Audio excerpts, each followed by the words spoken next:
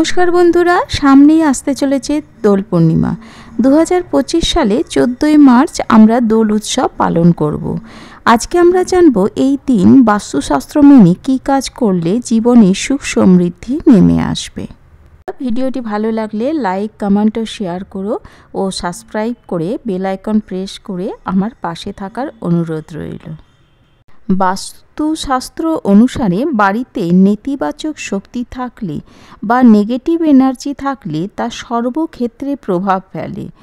একদিকে যেমন দাম্পত্য কলহ তৈরি হতে পারে, তেমনি আর্থিক ক্ষতি ও স্বাস্থ্যহানিরও সম্ভাবনা থাকে এই বাস্তুদোষের কারণে। শাস্ত্রমতে দোল পূর্ণিমা একটি অত্যন্ত শুভ দিন।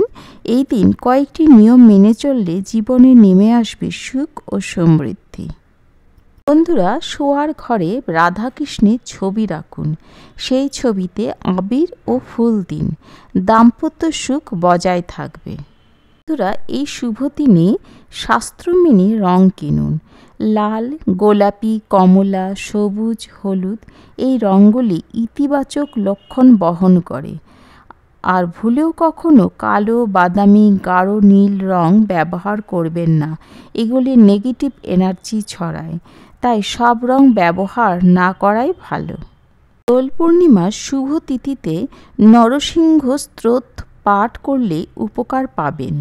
পৌরাণিক কাহিনী অনুসারে ভক্ত প্রহ্লাদকে রক্ষা করার জন্য শ্রীহরি নরসিংহের অবতার গ্রহণ করেছিলেন।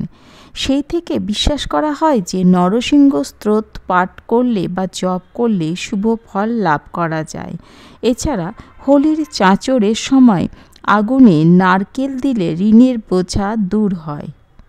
দোলের পূর্ণিমা তিথিতে শিবলিঙ্গে 21টি গোমতী চক্র অর্পণ করুন আর ওম নমো দণ্ডায় সাহা জপ করুন।